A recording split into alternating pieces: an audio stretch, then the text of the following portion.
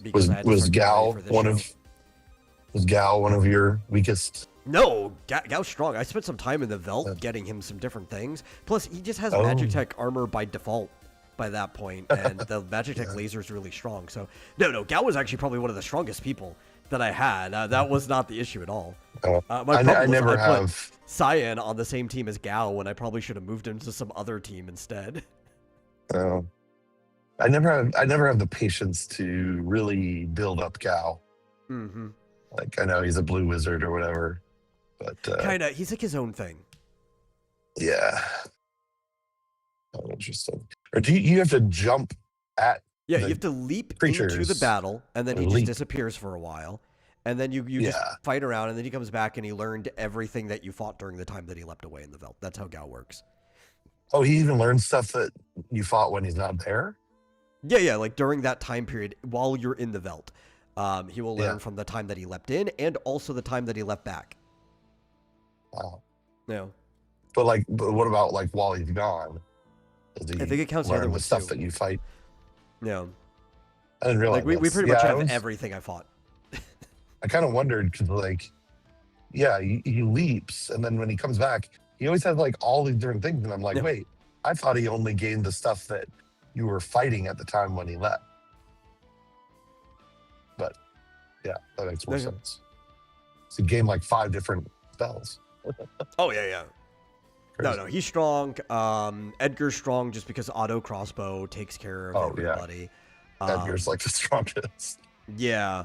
And Cyan is just pretty strong too. So I think the problem is I put Gao and Cyan on one team, and I just needed to move Cyan over. I left Locke and Celeste, who have the shortest scenario with the least amount of fights, on the same team by themselves together, thinking for some reason this would be fine. And that was the side that had nothing but 4-man fights.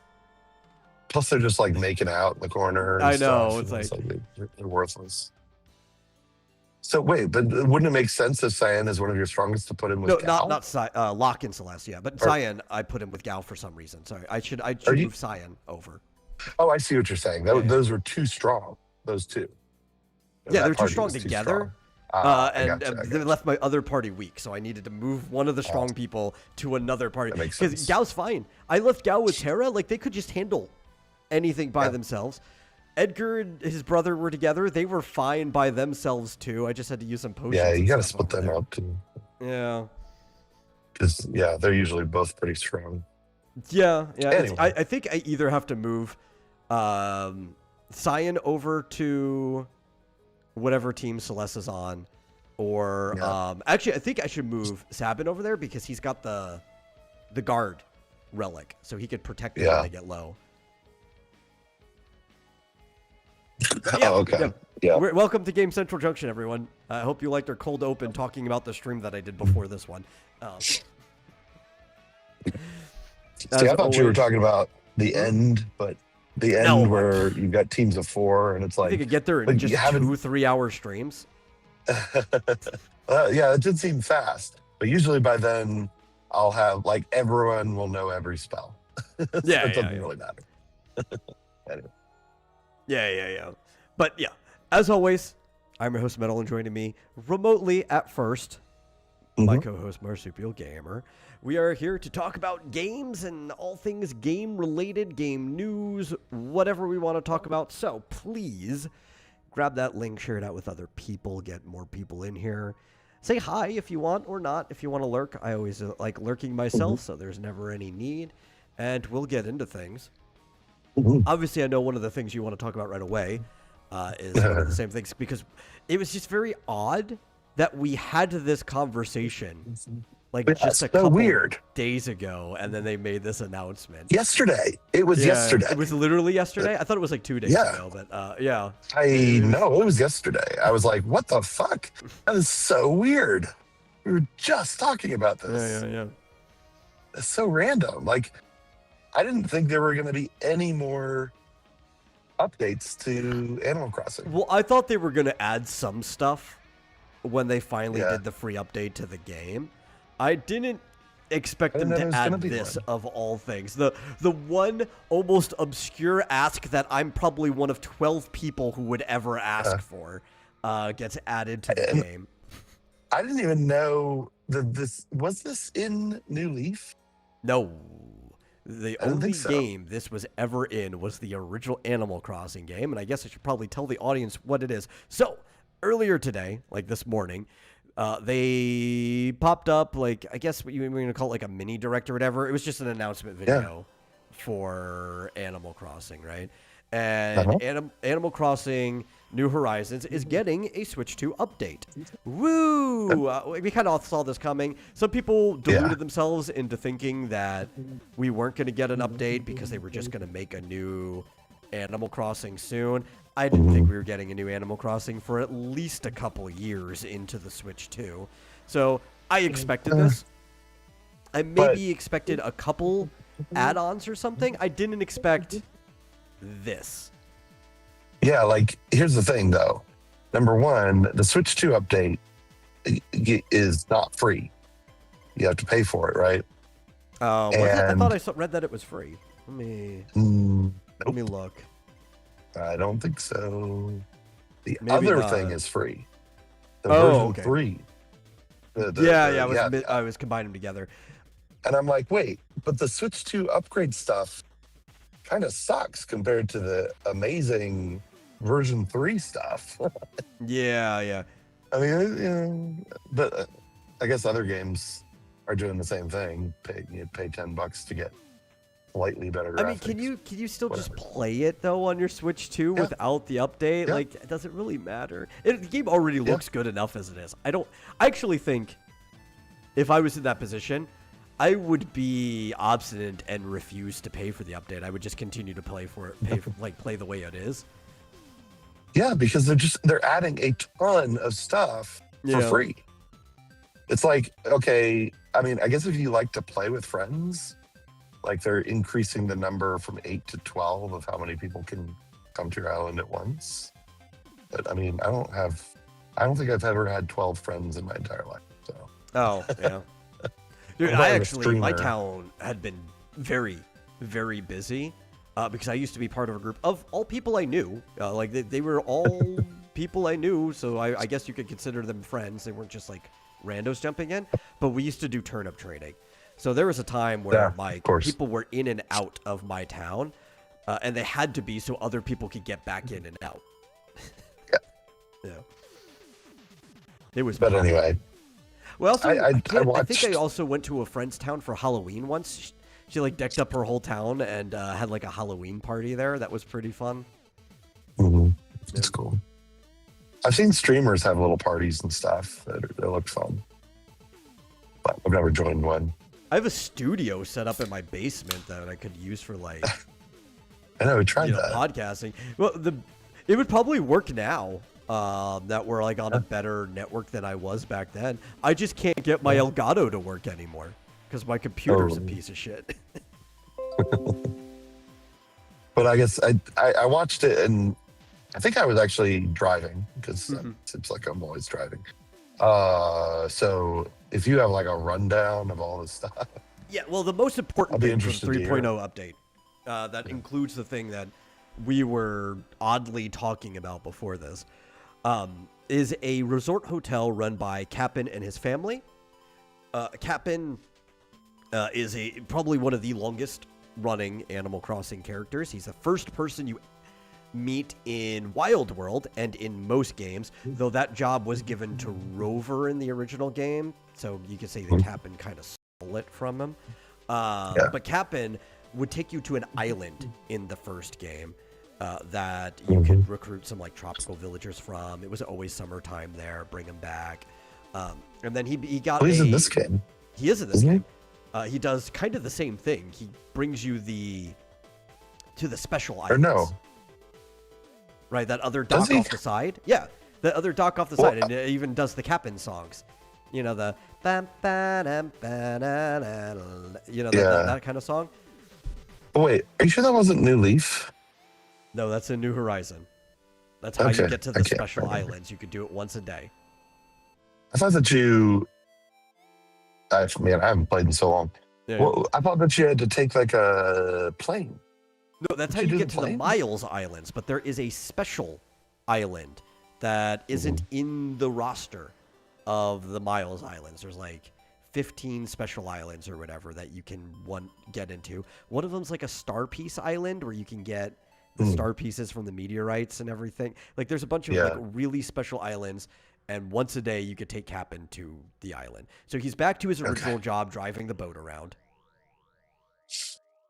But wait, But is that in there now? That was already in the game. That was in there way before this, right? But that leads me to what his job was in New Leaf, which was still taking you to a tropical island, but instead, that tropical island was a resort, which is what his family is running now. And you got to meet his family. His family was all there, and you could play mini games with your friends. You could invite them over and stuff. They were kind of fun. And you could buy souvenirs with the money, the currency you got from the mini games. And that's kind of what they're doing here. They're bringing in the New Leaf. So he won't only have the job of taking you to like a random special Mile Island thing. He will actually have that full resort back. It's going to be, I think, a hotel now instead of just a cabana. Yeah. So wait, is the old dude there? No, he was at the Tortimer's at the was on the RV park. What's Harv's his name? Island. Harv's Island. Maybe Tortimer will go to the hotel. Tortimer's like your storage and bank guy when you're over there. Yeah. He's got like the job that you'd normally give to Lloyd the Gyroid. All right. But yeah, I remember the island in New Leaf where there were just like a set number of I think they called them tours, but it was like little mini games. They were pretty fun mini games. I mean, not so fun that you wouldn't get tired of them fast, but they were fun. I used to play them with my friends. Oh yeah, I liked that. But the main attraction was the fact that it was summertime, all the time there. So you could go there and you could get beetles and sharks any time of the year. Oh yeah, yep, I remember that. So yeah, he gets his resort back, and then the cool thing is of the souvenirs, which there's a lot of different souvenirs, a lot of retro stuff, especially things that were from previous games. You can get Nintendo toys and game consoles, including Game Boy, NES, and SNES. And they showed off in there that when you place a console and play it, you can actually play a classic game. They had Ice Climber, which was one of the 19 classic games in the original Animal Crossing that you could actually play the game in there. They had 19 of these NES games in the original Animal Crossing that you could just play. But you had to unlock them. Oh shoot, I think there's a lane closed here. Why is this taking so damn long? So it wasn't clear to me. It seemed like it was like it was a game from the classic, channels that are already on your Switch. Yeah. Right? I believe Ice Climber is on the classic channel. Yeah. But does it just take you to there or? No, I think you just play it in game. Oh, Jesus, what is that thing here? Like you did in the original. Yeah. They just had cones just horizontal. Here, the road ends right now. You better move over because here's where the road there's supposed to be a diagonal that are slowly guiding you back to the other lane. That was really weird. Anyway, sorry. Back on track. Yeah. But yeah, the cool thing is that, once again, a feature that most people don't care about. I'm like I said, one of 12 people that maybe care about the feature, to the point that I would bring it up randomly in a conversation that we were having. See, they should really bring that back. I don't think I even knew that was in there because we've never talked about played it that I remember. Yeah, I don't think you've ever played the original Animal Crossing. Yeah, so it wasn't in Wild World or anything else? It was literally only in the original Animal Crossing. Yeah. You could get That's the so consoles crazy. In Wild World. I got them in New Leaf. I don't remember how easy they were to get. I would think we mostly got it through manipulation, but they didn't do anything. They were just stuff to put in your... Yeah. Yeah. I'm not 100% sure in New Leaf. I know now it's they'll just be random items in the catalog from time to time. But I think it maybe only switches, right? Yeah. Up until now. I think so.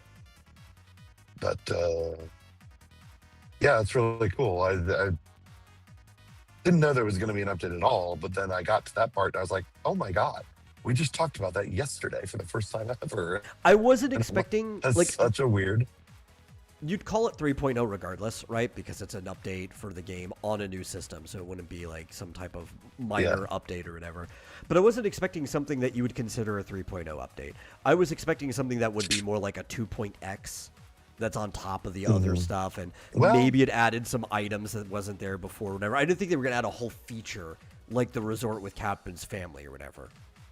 yeah, and that's not all. They added the Dream Islands. Did you see that part? I don't remember.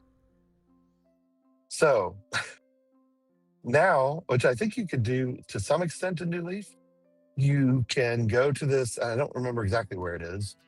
They're opening up a new store thing where you go to bed and you fall asleep and you wake up and you're on a dream island that is a secondary permanent island where you have unlimited resources. Like Okay, that's cool. anything Because we you've already come had across. the feature from the Dream Suite that was back in New Leaf. Yeah, But that was added well, a maybe long this time is ago. new. This has to Okay, be so a brand new one. Yeah. this is a whole new thing then. Yeah, so you get a whole new island. You can choose from like 3 different sizes. And I think you get 3 islands, actually. And they're permanent. So it's like you can build all you want and leave and come back. It's exactly the way you left it. And you can invite other people, invite some of your villagers This is just to like your having a islands. pocket dimension or whatever, basically. Yeah, Yeah. yeah. Now, I'm not real big on, decorating. I'm just not good at it. But I mean, that's exciting for people who love to do the decorating Oh stuff. yeah, dude. I would like love to go see If you somebody get a whole else's new island island. or something. Like Yeah. I'm probably not And gonna it's use cool. it Like, at all. yeah. Like you can't get anything from it, but unlimited anything, any Yeah. trees. Oh, and you can put freaking trees in your bag, like in your story and stuff. I guess you could always put them in your bag, but now you can store trees. Yeah. Which, by the way, the storage is going. So much stuff is going from Those dream islands are 5,000 literally maximum. just gonna be nothing but like trees. I think. Yeah. It's just gonna be an orchard. I'm gonna dream orchards. Yeah. You can now hold in your storage. I guess it's 5,000 right now. They're upping that to 9,000, which I'm sure you're gonna have to pay Tom Nook millions for. You can store trees. They're adding Link. Here's are the Kingdom characters, Okay. which I think Minoru is one of them, and the other is Tulin. And they can be villagers, permanent villagers, if you want. Yeah, I mean that's similar to something they did back in New Leaf, right? Mhm. Which I didn't see. I watched it. I didn't pay too much attention. I was just too caught up with the whole island resort thing and Kappa. Yeah. Because that was the part I really cared about. I would love Actually, if yes, they I brought watched back it, yeah. Wolf Link and Ganon. Yeah. Well, you can actually. They might have sort of. You can switch. You can change your appearance with amiibos, with Zelda okay. amiibos, so you can look like that if you want. Now, I don't think they're separate people. They're to you, but No. So in the previous, you could invite them as campers, right? And yeah, any Link amiibo would invite Wolf Link because that's just how Link looks in Animal Crossing because he has to be an animal, right? And any yeah, Ganon or Ganondorf amiibo would invite Ganon to the RV park, and then you could chat with them and you could convince them to move into your town. If I booted it up yeah, right now, they're probably still in the town. yeah. So they did the same thing. It's just different characters. They did Tula. Yeah, characters I don't care about. Yeah. But they've also done the same thing with Splatoon. So you can get I forget the names of the 2 characters that show up at the beginning of Splatoon 3. Oh, I don't remember the ones from 3 at all. Yeah. But also, there's going to be Tears of the Kingdom decorations for your house and stuff. I don't And think Splatoon. because I played a bit of 2. I didn't really play 3. Though I was more interested in playing 3 than 2. I just didn't have the luxury of getting into 3. Yeah. So I don't think I became attached to any of the characters in Splatoon 2 and 3 like I did in the first one. Yeah. Let's see. Trying to And plus, remember. the Squid Sisters were basically Puffy, Ami Yumi. So it's like, how are you going to top that for any of your characters? People are crazy for these two. I wish I could remember the names. People love these two girls that show up at the beginning. There was something else. I think it was about the dream. Maybe. Oh no. It's in the resort. Part of the resort is that they're going to give you the ability to decorate the rooms in the hotel. Yeah. This person needs to let me over. But they're going to be like, it's going to be like the Happy Home Designer from New Leaf, in that the room has a theme, and I don't know what you get, but I think you get like points or something if you match the theme. And yeah, it was like from that. the even before they brought this up in New Leaf, technically, because that was an additional thing. It was the standalone game Happy Home Designer on the 3DS. Yeah, which when I had a hotel was one of the buildings that you had to decorate in that one, so I turned it into the Screw Attack Gaming Convention. Cool. That's what I did. I don't like think extra rooms, I made panel rooms and stuff. Yeah. I don't think they're treating this like it's a hotel. It's just a bunch of rooms. I mean, obviously it is a hotel, but you only decorate the rooms individually. Yeah, but that doesn't mean I can't make like panel room 1. Oh, sure. Yeah. But it did look like it was like, okay, this room is, winter theme, so you need to put winter stuff in here. I don't know. Maybe there'll be some freestyle rooms. The winter theme would be where we put the LAN party because it keeps all the machines cool. Oh, smart. Yeah. I keep thinking of, oh yeah, they also did this, and I keep forgetting. Yeah, I couldn't. Oh, I remembered. I think you have to get the Switch 2 upgrade for this, but people with Switch 2 can now use their controller, the Joy-Con, as a mouse. Yes, I see to that. like move stuff around. Yeah. And there's a new megaphone item that you can use. Oh yeah. To use the voice to find the residents. Yeah, that's pretty cool. They recognize their names and stuff like that. Pretty cool. I do think the up to 12 players thing, though, aside from Captain, is probably the thing that gets me the most. Oh, really? Oh, yeah. Well, because I have a lot of friends who play this game, and if they heard up to 12 players, that would probably have enough for them to hop back into the game, and we probably would have like a party or two in there. But you have to have a Switch 2 for that. Yeah, I know.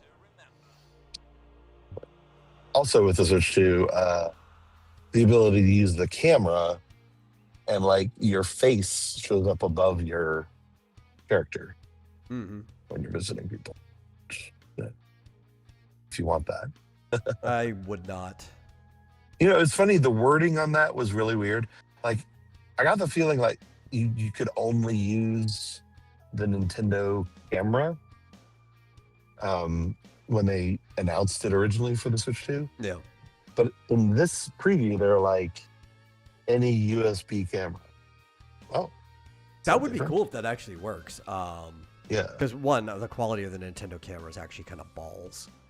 I imagine. Yeah. But that already puts it ahead of PlayStation, because PlayStation, you can literally only use the PlayStation camera for anything that needs a camera.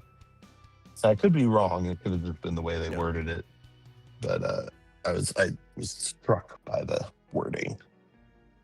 But, yeah, I want to get those NES. They did say the games on those things is going to be one game per unit, so you have to get like Yeah, but that's how it was with the original one, though. yeah. And it's going to be in a rotation, so it'll probably be like that day that you go there, there'll be one NES console or whatever sitting there. So Yeah. it's like, okay, I got to come back tomorrow with more of the resort funds or whatever. Yeah, you're gonna have to get like 8 different NESs because they only play one game each. But it probably will still be more functional or like practical to get all of them in this game than it will be in the old one, because it took forever to fish for all the other ones. Okay. Well, they do want it to last for a while, I suppose. Oh, Well, yeah, but I think even wanting it to last a while, it still just isn't going to take as long as the original. yeah. You could go Probably years. Like, you'd have to time travel to get everything with how rare it was for them to show up. Yeah. The last thing that I remember from it was they're adding Rossetti. Mhm. But I think he just cleans up areas. Like, I They're guess technically Fox already in Weeds the or game, something? right? Because there's the Is he? helicopter that can save you with the reset service. Oh, But that's Yeah, the I only guess. time you I've see never him, so used like, nobody ever sees him. yeah. If you're stuck, I you didn't can even- call us. I didn't even know that. Yeah. He was- yeah. I think that's all I remember. And I'm probably going to go silent as soon as it's up to the Wi-Fi. Yeah, okay. Well, that's kind of all there really is to talk about anyway. Like, I do Mhm. have a list of everything in front of me, but we kind of just covered it. Oh, was there anything we missed? No, I don't think so. Other than, like, specifically saying 4K, but, like, who wants to play? I don't even want to play Animal Crossing in 4K. Yeah, they showed. This always happens. Like they showed. Oh, Yeah. here's a side by side. What it looks, what it looks like now. What it looks like on the Switch 2. And I actually initially thought it was the opposite. Yeah. I was like, oh yeah, that does look better. And then like, oh wait, that's the worst one. Like I can't Yeah. tell. You got Lego I really furniture? Oh yeah, Yeah, that's about it. I must have missed that part. Did they partner with Lego? I don't know. Missed it. I mean, they've already had stuff that almost looked like that anyway, with the toy Mhm. themes. So the cool thing is that we will be getting the original Animal Crossing pretty soon, though, if you have a Switch 2 on the GameCube service. Oh, Which is, I didn't know that. yeah, I don't remember when they said it was coming out, but it was on the list of things that they were going to add. So by soon, that could be anywhere up to a year from now. Yeah. Yeah, that's true. But there's a lot of cool stuff coming out, so you can wait to replay the best Animal Crossing, or for a lot of people to play it the first time.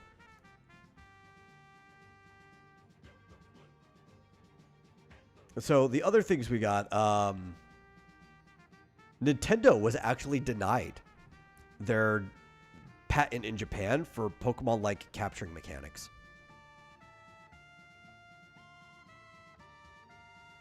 The Japanese patent office had turned them down after filing a third patent demonstrated that the game's mechanics already existed. Or a third party demonstrated that the patent already existed prior to Nintendo. Nintendo was not the first one to ever use their capturing mechanics. Which I've said many times before. And it's cool that somebody actually came out and proved it. Oh, we lost him. He's switching over. He's switching over. There you are. I'm still on the phone, but now you can hear me, hopefully. Okay. Yeah. I was saying, who was the third party? Let me see if I can find it. I only... I need to beat what's it first. called? Skimmed this earlier.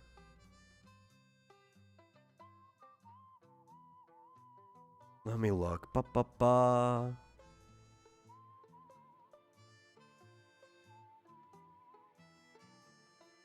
It's possible. Nobody knows who it is. They haven't mentioned. It's just that it's a third party. Some people think it might have been Pocket Pair, which would be in their best interest to go and prove that, like, hey, this already existed in the game. but nobody actually knows who it was. It's an unnamed, anonymous third party. Probably not anonymous to the Japanese government, just it's nobody's business outside of it.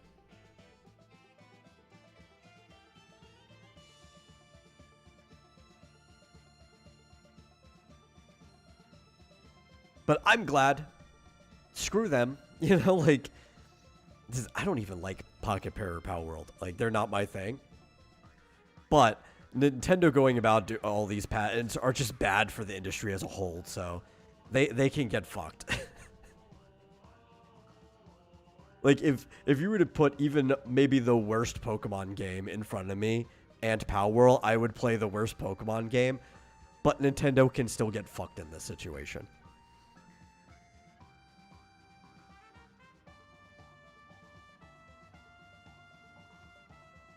Oh yeah, I agree. It's funny. I thought maybe a lot of the Pokemon, complaints were overblown, but then like I've seen like comparisons and even comparisons to earlier Pokemon. I'm like, what the hell? Oh yeah. Like, it's really gone downhill. Like, aside from the models being glossier, which I don't necessarily think that makes them look better, right? Mhm. I think Pokemon Coliseum looks better than Z to A. And that was a GameCube game. Yeah. GameCube is pretty good. Oh, yeah. I was blown I'm away gonna when I switch. first saw GameCube graphics, like Sunshine. When I first saw that the way the cell shading was actually mapped onto the characters, it just looked great. I was like, man, how do we get better than this?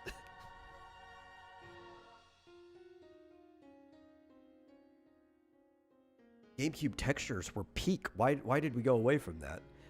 No, I mean, actually, Mario Odyssey looks even better than Sunshine ever did. They did find a way to go better than that. Is the stage not started?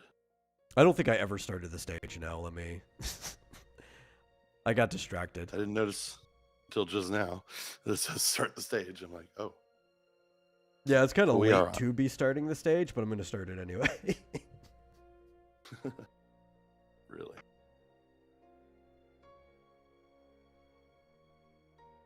Normally, I don't what were we forget, talking but about? every so often I do. We were talking about how Nintendo got their patent denied. In Japan, too. Normally, like, Japan, if it's even at all remotely reasonable, they will have Nintendo's back. Right? Because that's, like, one of their biggest moneymakers. It's one of, like, 4 or 5 companies that Japan's like, listen, without you, we wouldn't even be a country on the global stage. You just make that much money for us. I wonder if the new prime minister had anything to do with it. I don't know. I don't think so. Especially because it just has to do with the patent office in general. But it could. I don't know how much she cares about Pokemon and video games. I do think she does care about the arts, though. Because she was on board with Shinzo Abe with basically paying mangaka to make family propaganda, like for people to get married and reproduce. So I wouldn't be surprised if we started seeing more of that. That could even affect video games. You might start seeing more stories that end with people having families. I think that's actually one of the reasons why Xenoblade Chronicles X ended the way that it did. Or was it 2? Xenoblade Chronicle 2. That was the one that ended that way. Dude, the guy... How did it end? There's this wonderful picture at the very end of this, too. But the main character from Xenoblade Chronicles 2, I think it's 2, it's Rex, right? One of the 2 characters had a split personality, but she ended up getting a body for both personalities at the end. And then there's another character was in their group. He basically impregnated all 3 of them. That is the end of Xenoblade. What? Mm. Like a romance with 3 women? Yeah. Though, I mean, technically 2 of them were the same woman at one point. And they just, separate personalities now each have their own body. Okay. Yeah. based I Rex. see. So it's one person that splits up into 3? No, into 2. The other one wasn't part of that. That's just another member of their party. Oh. Technically, they were all robots. They're the word android would be inappropriate. Gynoid. So, but they can have babies? Yes, they have functioning biology.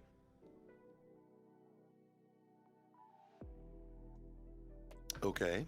Yeah. They were saying these new robots that you can get for $500 a month or something like that. Yep. They said they can do anything. Anything you want. Anything? I know, right? But you have to like have I guess a person at the company like help to train them. Yeah, I don't think I'd want that. I mean, I wouldn't want it anyway. That is not appealing to me. I know that it's going to be very, very appealing to a lot of people, though.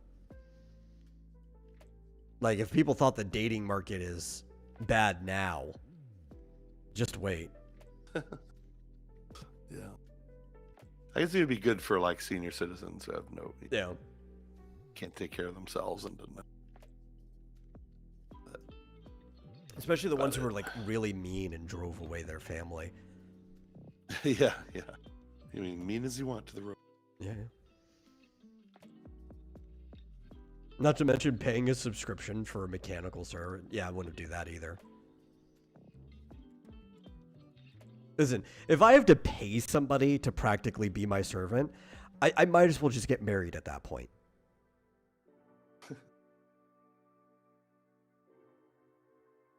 That would be a lot more expensive. Oh yeah, absolutely. Telling you. But there's better fruits to it too. So like, I think the trade-offs. Maybe. You know, as long as I don't end up divorced.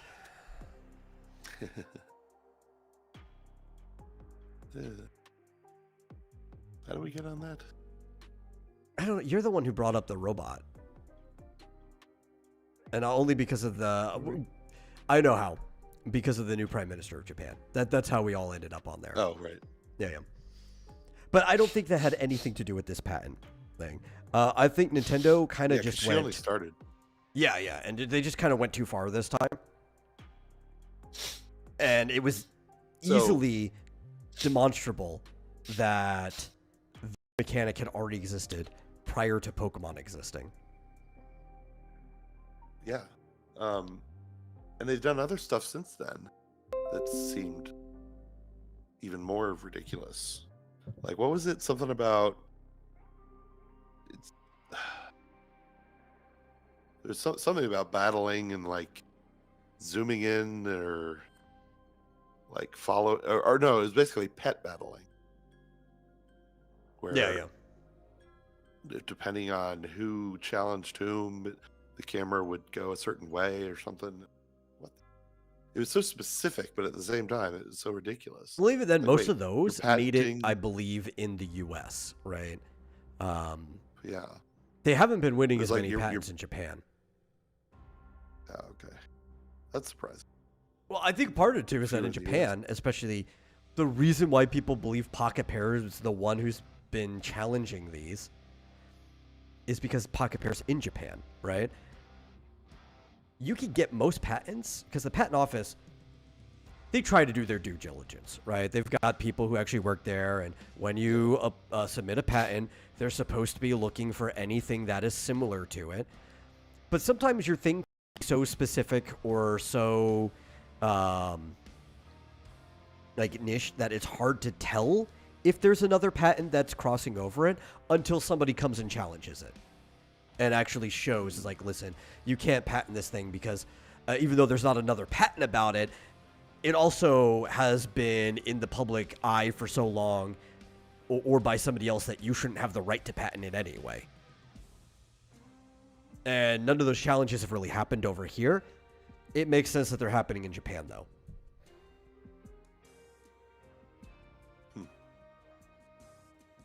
Well, yeah, It's actually pretty easy to get a patent. Right, a lot of it just comes down to filing and paying money. But a lot of people's money patents also just hard end for. up getting thrown out after somebody challenges it just once because they didn't actually have the right to patent the thing. Mhm. That's amazing.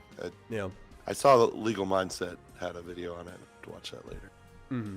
Because I imagine a lot of the shitty stuff that people have been saying, like, oh, if Nintendo gets away with this, like, oh yeah, I was like, wasn't there something about modding, or I guess that was a lawsuit. Yeah, but they are going after modders now. And they're even kind of like forcing Pocket Pair to go after modders on their own system, and that's not very Oh, that's what. good. Yeah. Yeah.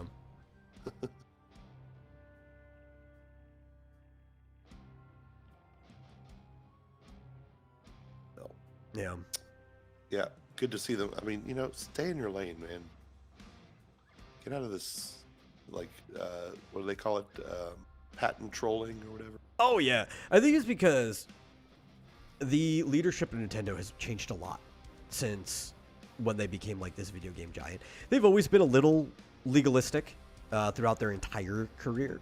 Like even before video games have been a little bit legalistic, going back to like toy troubles.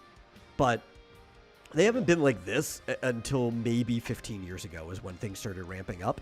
And then just the last 5 years particularly, it's been especially bad.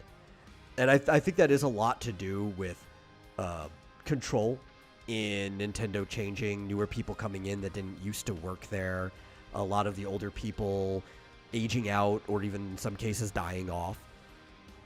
And they're kind of just becoming Disney. They've got the money to be Disney, but they're kind of just becoming Disney of Japan. And I don't think that's their best model, in the same way that it wasn't a good model for Disney either. Disney's completely changed over to being a luxury brand for like the 1% to invest into. They don't care about any individual anymore, right? Like they don't care about trying to get money from you specifically, because that doesn't matter to them. Nintendo seems to be going somewhere in that direction. I think they still want as many customers as possible, but they probably don't realize that the reason that people bought their stuff, or there's two main reasons. One, they made fun games, which they're still kind of just, for the most part, relying on that, right? Like that's the one thing that's still mostly sitting around. Two, brand loyalty, right? Because Nintendo was seen as a company that cared about making good products for their customers first and foremost. And that image of Nintendo has been getting chipped away at for the better part of a decade.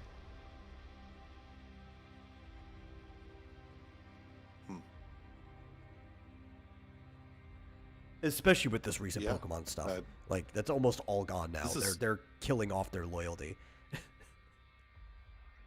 Yeah, I don't know why they don't just, take another year and polish that thing before you release it. You have to come out with a new one. Yeah, that too. So what I was talking about, but that too. I was also talking about how invasive they're getting towards other games with their control of Pokemon, but it's all of that, all the Pokemon stuff, which Nintendo is a co-owner of, so that reflects back on Nintendo. And a lot of it we see directly comes from Nintendo, like when they do these patents and stuff, Nintendo's name is on it. It's not just the Pokemon company. Mm-hmm.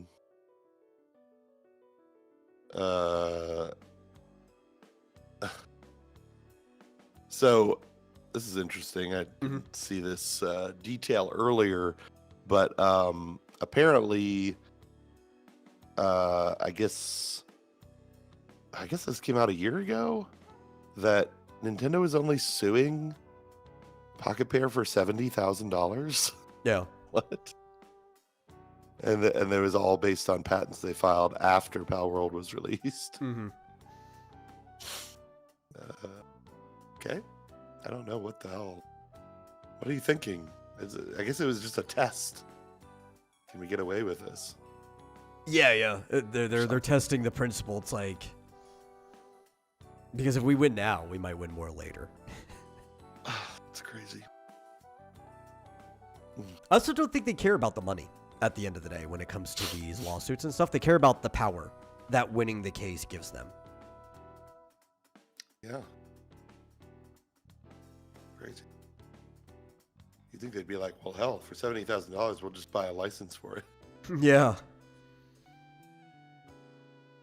Because the thing, even if you put the patent out, right, like, you could just pay the patent fees and still do the thing anyway. Pocket Pair should patent it. Or whoever came up with it first. Yeah, well, I think as far as I know, and I'm probably wrong in this because I don't know every RPG or anything like that out there, the Mega 10 franchise, I think, was the first one to do monster catching. But with a ball? No, I don't know about with a ball. But I know also that wasn't this, I think, specific patent. This was the broader monster catching patent in Japan. Oh, Not the ball one here in the US. But I think Mega 10 was the first one to do that. I also don't think Atlas has any desire or Sega to patent monster catching. Plus, it's been around for so long. It's like you could also challenge. It's like, yeah, but you've left it open to the public for what, 3 decades, almost 4. Mm-hmm. Like anybody can make some legal challenges on that. They probably could have made some legal challenges on just how long Nintendo's left the catching thing in the public themselves, even if somebody else didn't do it first. Right? They've left it there since 1995.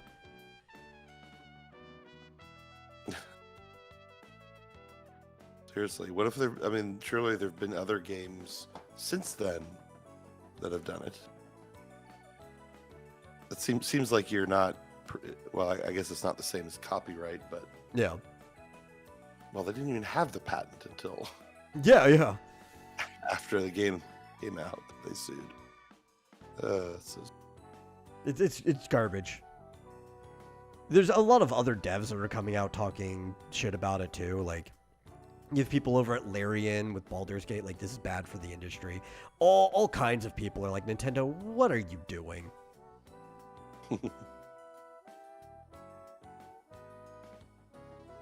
Oh well. Yep. Some more bad news. I guess they're not doing anything now. All right, if you want some. What's that? YouTube is changing its guidelines for graphic violence in gaming. Starting in November, they will be restricting even more content, like gameplay and stuff like that, if it has graphic violence. So for something to be graphic violence means it needs to gratuitously show off the violence, meaning there's probably some type of blood or gore that is shown. So obviously, any M-rated game that was given an M rating for graphic violence is already off the table. But that might even affect some T-rated games too. So no more Mortal Kombat. Oh yeah, well that's been out. Yeah. Is Resident Evil censored now? I think Resident Evil, most of them would fall under this. Yeah. Maybe actually the new Silent Hill might be able to skirt it because that game couldn't be on YouTube anyway. I was thinking about the violence. The violence isn't the reason why the new Silent Hill game can't be on YouTube. There's this weird, crazy boss you have to fight that's basically like a lady with multiple legs, like an insect or whatever coming out of her, but they're all human legs. And she's got like several sets of tits and a huge pregnant belly and is like birthing out ads that you have to fight throughout it. It's like, yeah, no, I don't think they have to worry about the violence. That part alone will stop it really from being on YouTube for the most part. Not that it won't be on YouTube. It's just it's going to be restricted as 18 plus. I watched Markiplier do that fight. So clearly you can have it on YouTube. He made it through, but I have an old account where I've been verified for being above 18 for a long time now. So I probably could see that stuff anyway.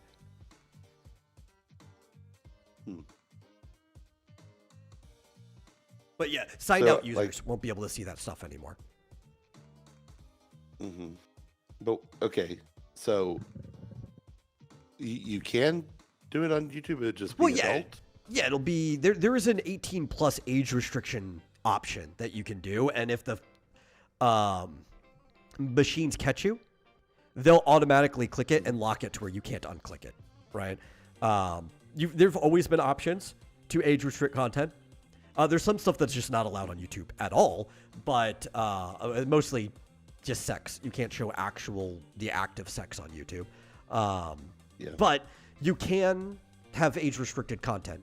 What they're changing now is what is going to fall under that automatic age-restricted category, and graphic violence is now going to be on that. So anybody whose account is deemed under 18, whether it's because a parent sent you up a child account or their stupid AI system is like, you've been watching nothing but children's videos. We think you're under 18 unless you show us like a license to prove it.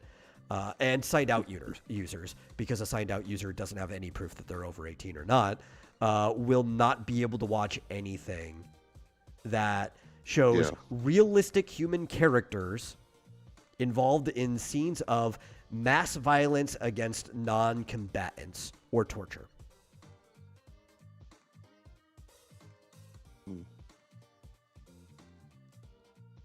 Okay. It's also going to throw gambling in there too, even if no actual money is involved. So scenes of gambling, which I guess the original Final Fantasy VII or the original Pokemon game are now going to be age restricted. I was going to say the end of every level in Super Mario Brothers 2 has a slot machine. Yeah. Technically, 3 does too, in a way, right? Like you're picking up the little rotating thing, and when you'll get 3, it'll give you some bonus. Yep. I imagine. YouTube is going to shit, honestly. Did you hear about the other thing that's coming around soon? And I need to go and deactivate it on this account. I need to remember to do that after this stream. And I need to do that on all my accounts retroactively, even the ones that are functionally dead. They are now going to start using AI without asking you, right? It's an opt-out feature to upscale your old low-resolution videos. Even a new low-resolution video, they're just going to start automatically upscaling with AI, which could distort the artistic intent of the video.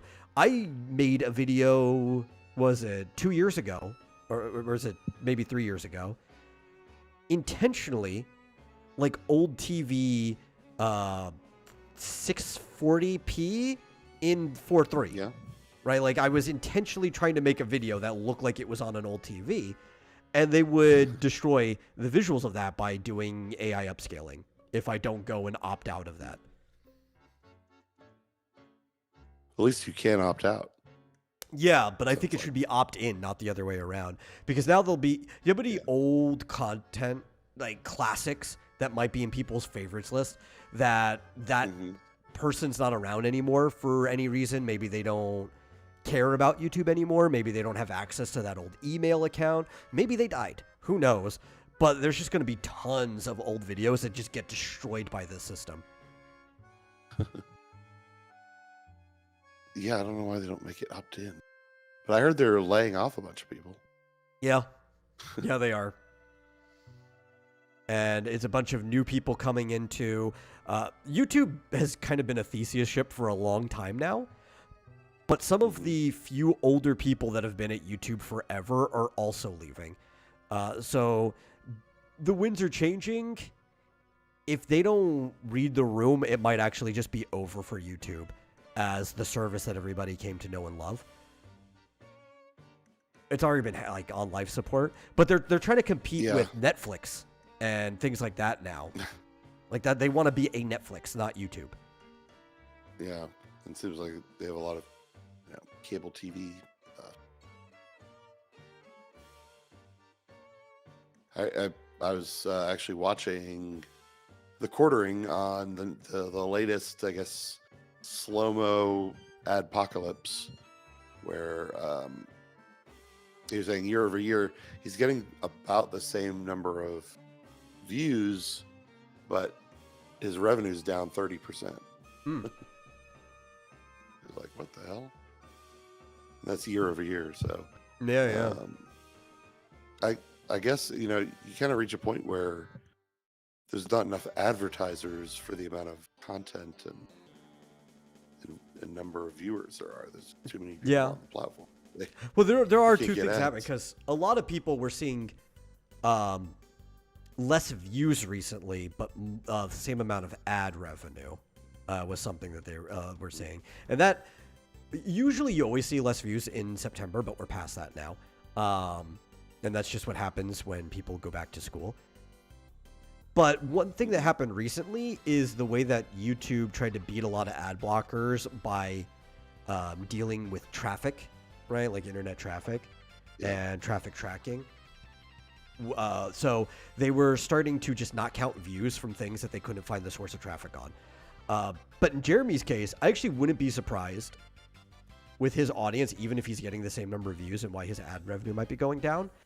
If he specifically has an audience that are slightly more tech savvy and more likely to have ad blockers the longer and longer he goes on. Yeah, probably. Yeah.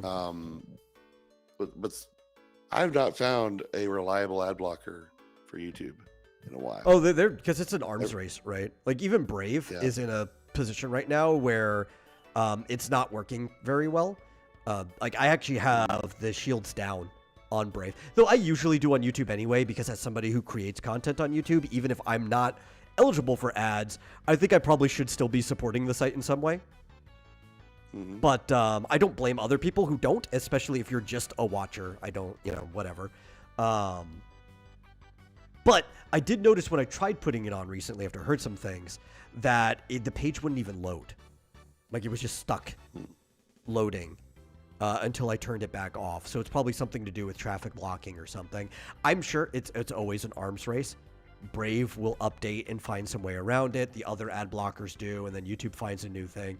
It's a back and forth. I know the traffic tracking is one of the hardest things to get past, but that's not to say that they won't find a way past it.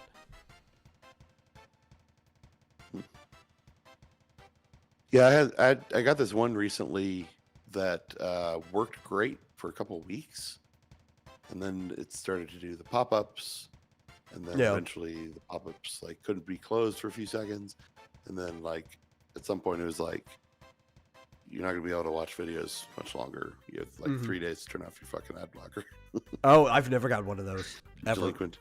Yeah, it's like we're giving you 3 more days. Uninstall that. Deactivate. I was like, fine. I heard people getting those. Yeah, I don't think Brave's blocker has ever triggered that. Yeah. Yeah, this was some third-party add-on to Chrome. Like uBlock or something like that. Yeah. I don't know if I would AdBlock Plus.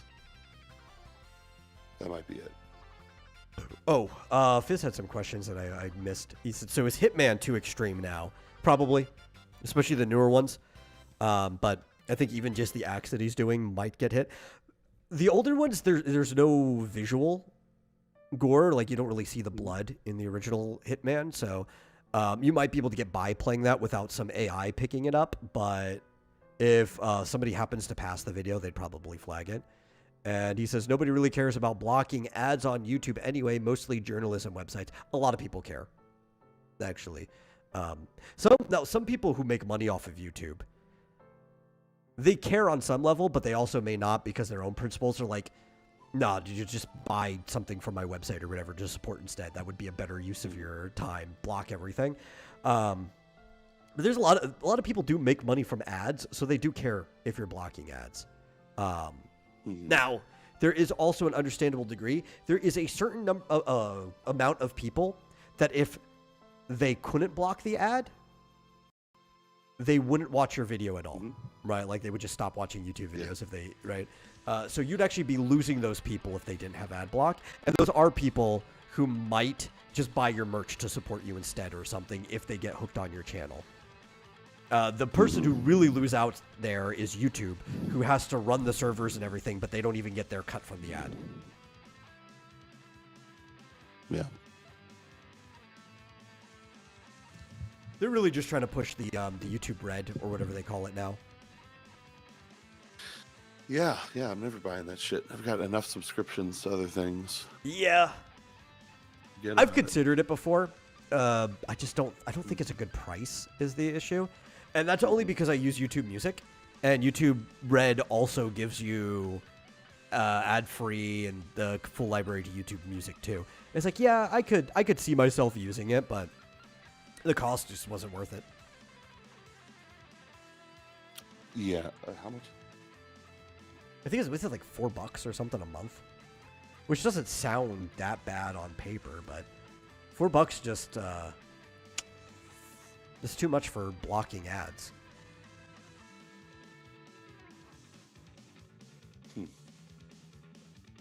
If you're like $150 a month, I'd give you $150 a month.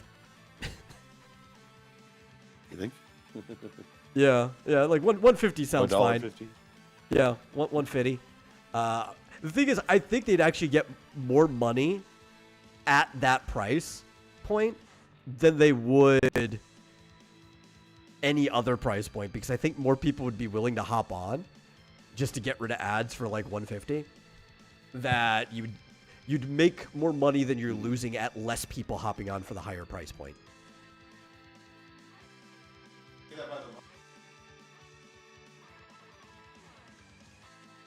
I did not hear what you said.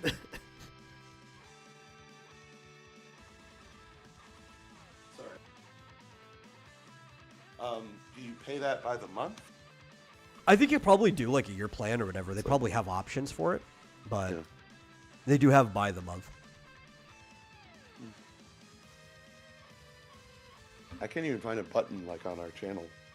Really? Yeah. Let me see what it is. What is YouTube Red right now? I think it's too much. I honestly think it's too much. Mm-hmm. Or it's called YouTube Premium, not YouTube Red. They changed it. It was YouTube Red when it first came out. I think that's a better name from like a naming convention, but for getting people to buy it, YouTube Premium probably makes way more. Holy crud. What is this? This is way higher than I thought it was. It used to be lower. Oh. So the new YouTube Premium, like minimum cost, I think it's like $12. It was nothing when it first came out. How did it get up to $12? Let me look. I've got the YouTube Premium page just trying to load up. Okay, no. Lowest plan is $8. That's still too much. $8 a month. 8? Well, that would be less than 150. Yeah. 96. Well, I never said I was going to pay 150. I was saying $1.50 a month. Oh, right. Yeah. Okay, individual plan, 1 month. Oh, it's the student plan is the $8 a month. That's stupid. Individual is $14 per month, $13.99. For 12 months, it's basically 10 times the cost. And so you're getting 2 months free.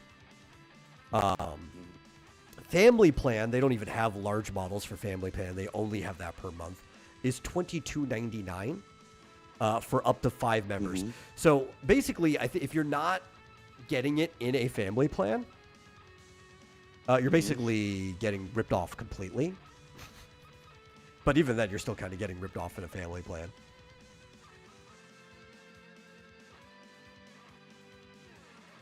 There is a Premium Lite.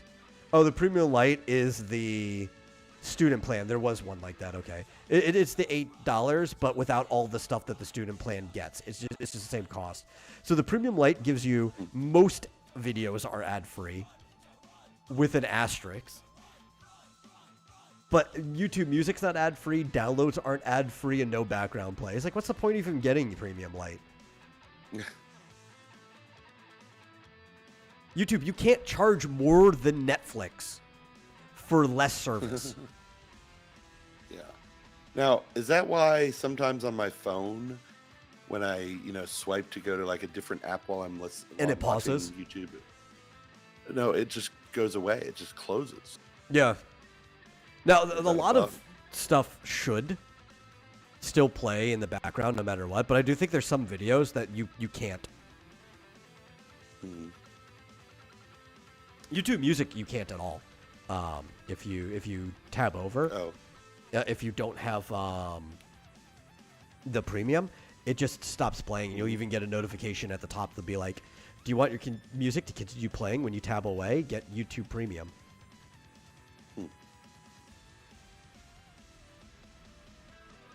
Like, their service is just getting worse and worse the longer it goes on. yeah. Seems like-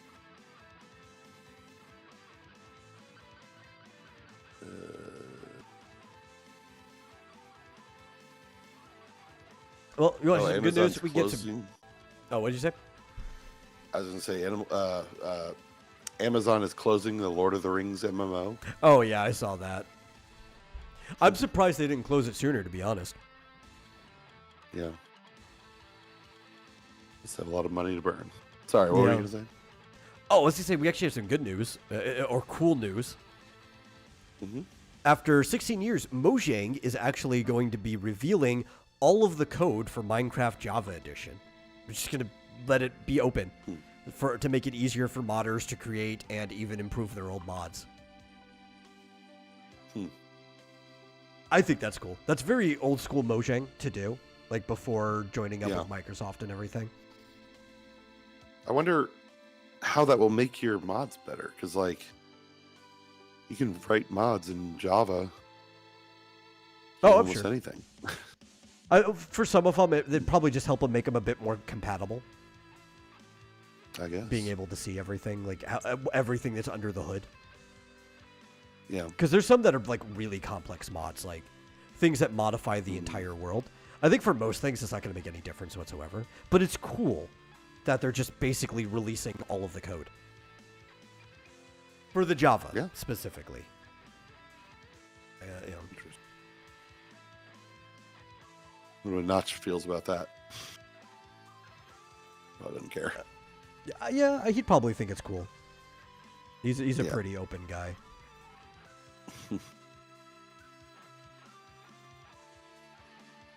Well, you know what's coming up. Halloween? We're a week away from Age of Imprisonment. Oh, see, I was thinking that, like, you know, All Hallows Eve is tomorrow. Yeah, and I didn't get any decorations. I guess I could still tomorrow. I've got a cloak. That's We about could do it. a pumpkin. Could do a pumpkin. An Age of Imprisonment. You're going to be glued to that for a bit. Probably. I don't know about the. It's funny that some of the more obscure characters that you can play, like the Korok and the what's it called, the robot thing. I don't even remember. Well, like those are always the ones that are kind of a pain in the ass in Power Warriors. Although usually it's the ones that are the biggest, the big fat characters that you can play. It's because their hitboxes are too big, and they're usually slow. Yeah, and they go slow. Yeah. Yeah. What is Age of Imprisonment? It is a Hyrule Warriors, the third Legend Hyrule of Zelda Warriors game. spin-off. Yeah. It's cross between, what's it called? It's the Warrior series? Oh, I mean, well, you could just call it the Warrior series, or Yeah. what's it called? It's the whole franchise, Mutetsu. But the main one, the thing that spawned it, is the Dynasty Warrior. Dynasty. Yeah. There's actually a name for it. What is the starts with an M?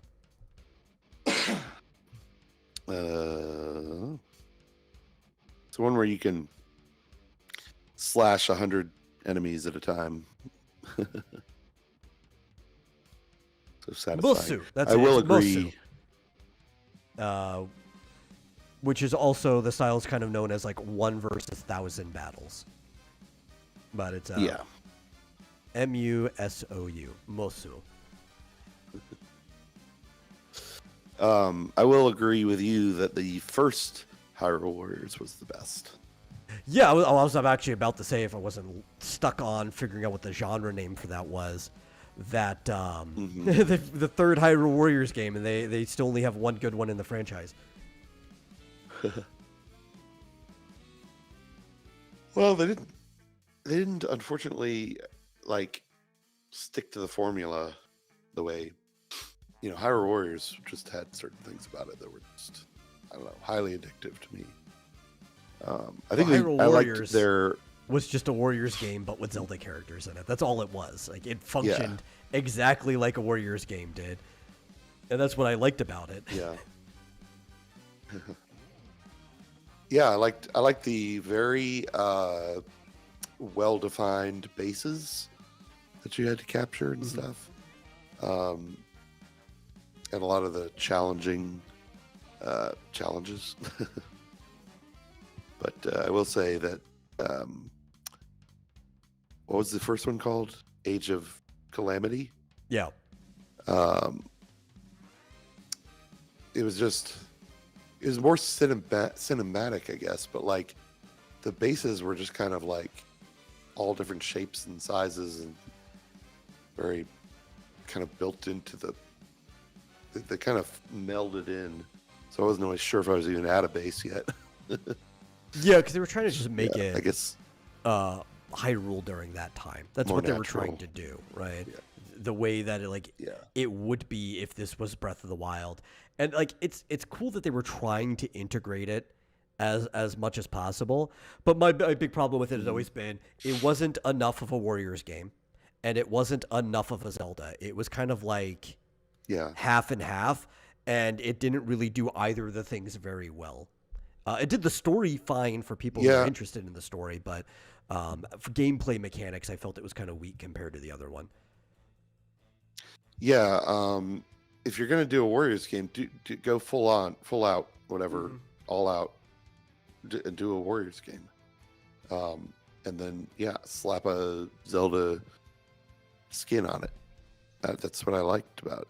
Because like, if I want to play a Zelda game, I'll play a Zelda game. I don't really, but I'm telling you, the Hyrule original Warriors was really 2, right? They should just put a 2 on it and ignore the other 2 that happened because they're clearly supposed to be part of the Breath of the Wild kind of franchise. Hyrule Warriors 2, A Linkle in Time. Just use her to connect everything.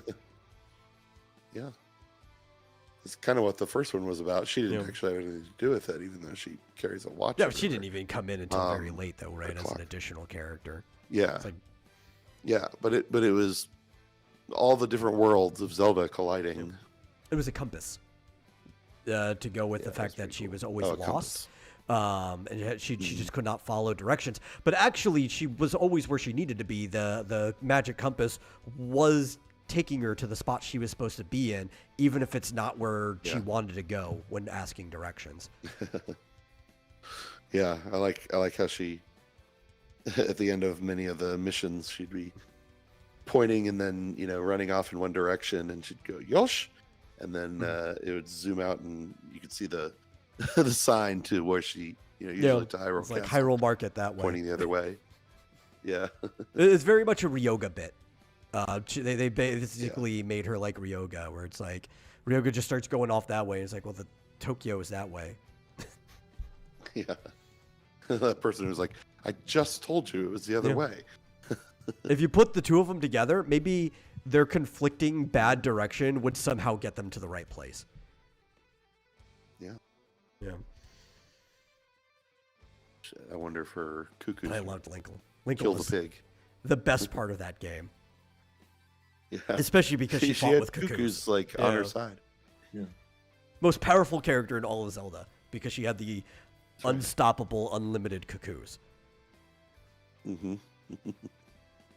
Actually, I mean, what she really fought with were those little mini crossbows with the boots, where she could reload them with her boots. That was really Which weird. I love that, because first off, reloading a single That was crossbow is already a heavy task, especially for a small woman, right? Now, I mean, it's Zelda, so like the small woman could still be stronger than a normal man here in real life, right?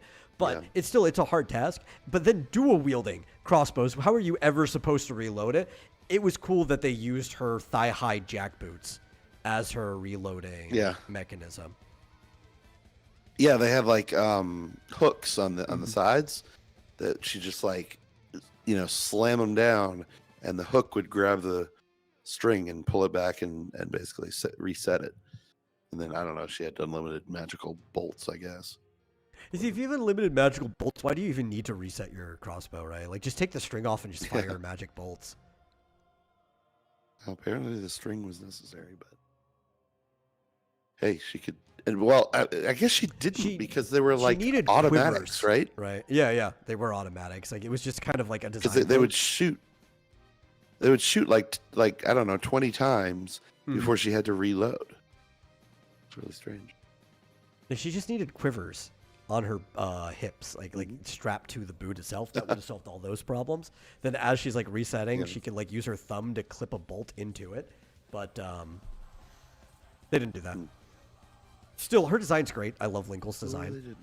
I love that they're like, we do need to finally make a girl Link because of all of the jokes that people did.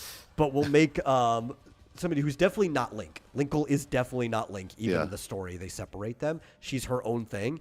But we did finally get a girl Link. And I love her to death. I wish she would show up in some other game. Even like a trophy. Yeah, she would do. Be cool. Yeah. She had this move where she would put one of her crossbows like down on the ground, like straight down, and she'd like spin around it with her, like holding it with her hand, and her legs would spin around, and she holding the other one out, and just because she's basically the flower blossom, the demon hunter from Diablo, more or less. That's her playstyle, except that also never made sense why the demon hunter was able to dual wield crossbows. Yeah. I don't know. Yeah. This is cool. You know, it's badass. Who cares, right? Yeah. Yeah, I never really thought about it when I was playing. I like those boots. You know. And she's got a That's nice the other little, thing is hood. Like, in the original Hyrule Warriors, every character had a unique set of different types. I forget if it was 4 or 5. Yeah. Well, no, I think most of them had 2, but like Link had like 5 different weapons. Well, the Link that was had the Twilight Princess stuff, right? That was the coolest playstyle because it used all of those different items in ways that you wanted him to be able to use in Twilight Princess, right? Like with the ball and chain and actually using the spinner for combat and stuff. Even combining some of them together. The spinner was attacks. Weird. Yeah. Mm-hmm. And one of his quote unquote weapons was Epona. Yeah.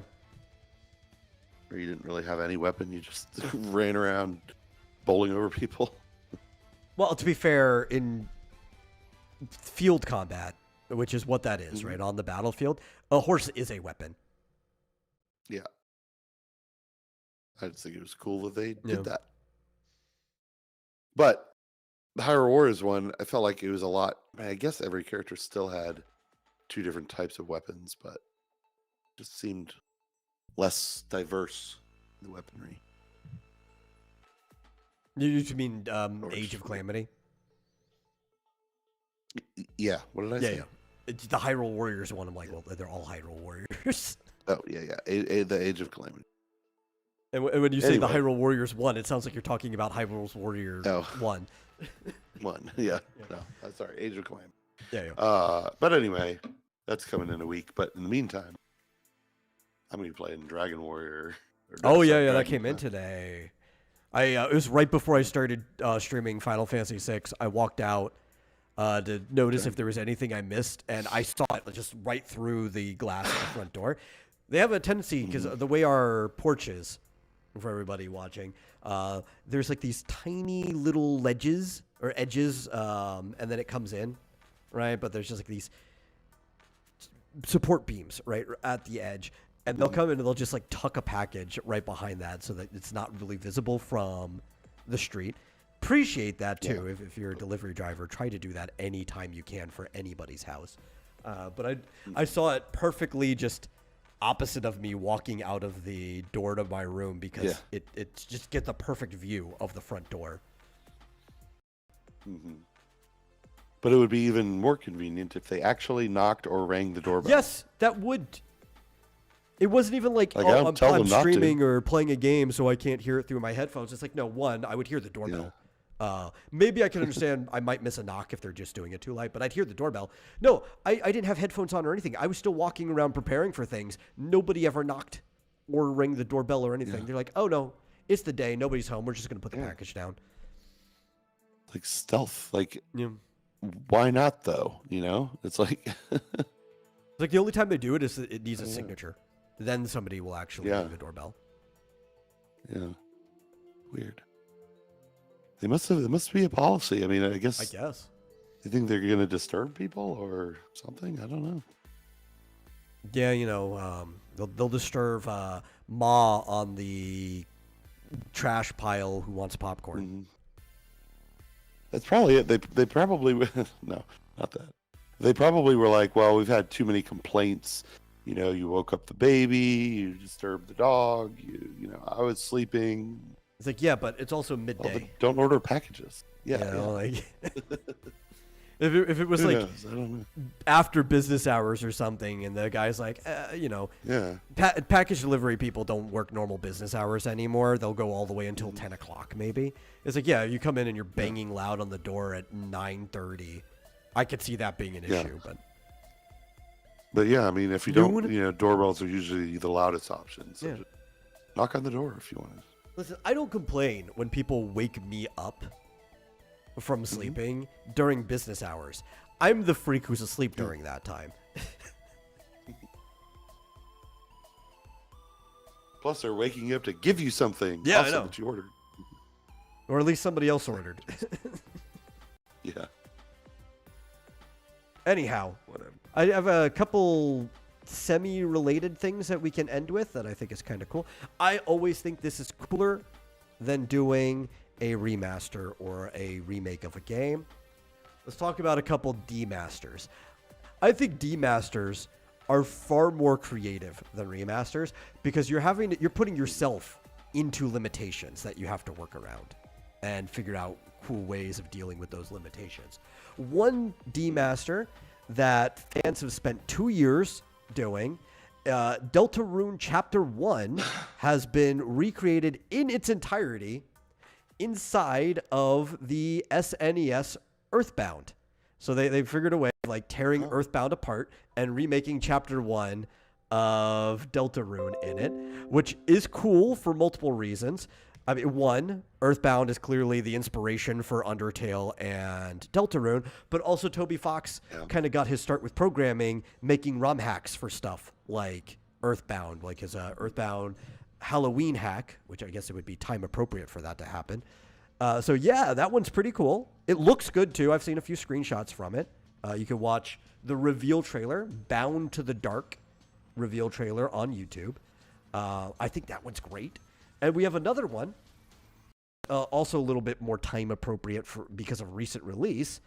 And there have been people working on remaking Silksong in like the N64 era, right? So 5th gen controls would be weird for that game, but they're working on doing a demake of Silksong for the N64.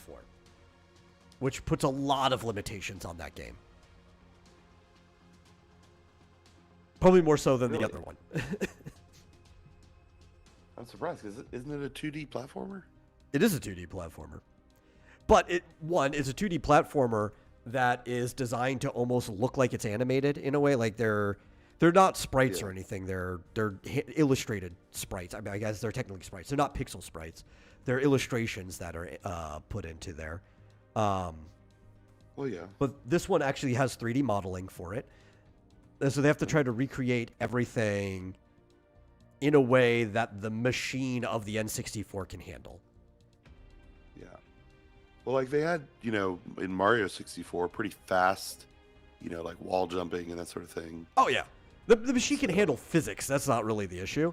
Part of it is compressing the world to fit onto the 64, if you're working with the memory limits of the 64, is a big issue. Having to remake all of the assets in 3D is already a big hurdle as it is. But there weren't really a lot of 2D platformers. There were some.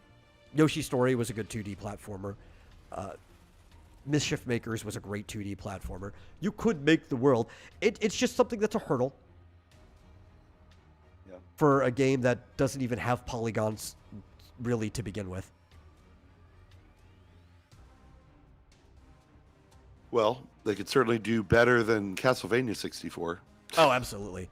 Where they didn't even try to make it much of a Metroidvania. There was like almost no platforming in it at all. Mm-hmm. No. Which you wouldn't want. No, you'd want probably it because it's not with those controls. Yeah.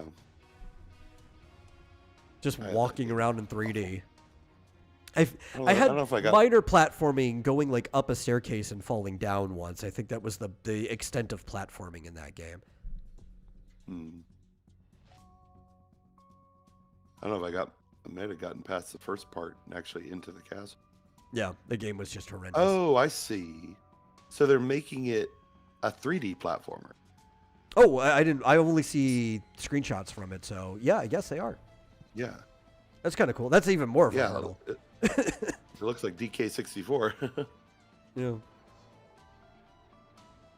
Yeah, I'm just watching a demo. There's no enemies or anything. It's just just the character in a 3D model. Oh yeah, Hornet.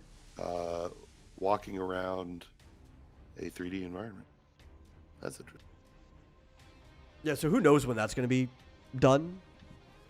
You know, it could be like 2 years from now, with everything they have to add to it. But that's cool.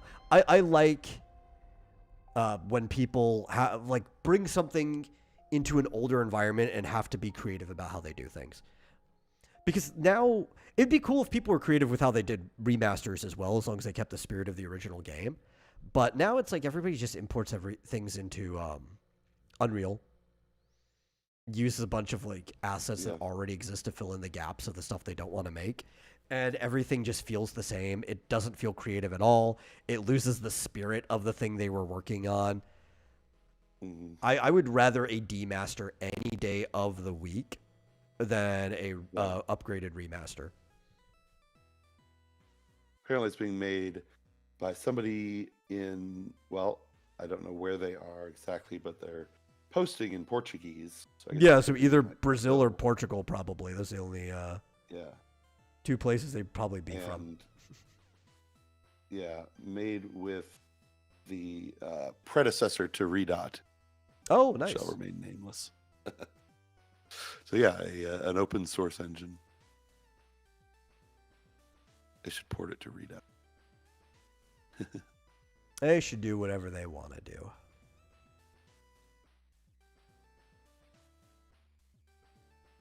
But yeah, I don't know if it's that's gonna be it. a real game. Yeah. Huh? All right. I don't know if it's going to be a real game. It's really just a guy. Yeah, messing around. it looks like they're going to continue to work on it. We just don't know if it'll ever actually be finished, if they plan to do more than that. Because it could just be It's another true. one of those cases where people just do like a tech demo and drop it, which I think as long as they put it out for free, I can't remember the name of the company that makes it, but the Hollow Knight Silksong creators probably won't care as much, you know? Maybe they'd even partner with Team them. Cherry. Cherry, yeah. Yeah, I'm maybe sure they think they're not crazy like a lot of places are. It won't be like when somebody's like, I'm going to go make a demo for A Link to the Past done like Ocarina of Time or whatever, which all of them look awful anyway. Most of them are just like making it in Unreal Engine. But it's like, of course, Nintendo's going to slap you for that. Mm-hmm. You want to talk about DHS using Halo imagery? I forgot about that. That was pretty funny. Yeah. Yeah. Apparently, apparently they're planning on continuing with other IPs and things now. Well, you know, that's what happens when people who grew up on games become old enough to work at these apartments and stuff like that. Yeah, they say they want to reach people with whatever content they relate to, whether that be Halo, Pokemon, Lord of the Rings, or any other medium. Yeah, because the Halo stuff is kind of like their second thing, right? They already did the Pokemon stuff before. Yeah. I love how GameDeveloper.com is like all offended. Oh, most people are that are in those type of circles and stuff. My thing is, I was less hooked up on that, though. That was funny. That was hilarious. I shared it with a bunch of people. It's just more of like how soulless the Halo campaign evolved remake looks. I was more stuck on that.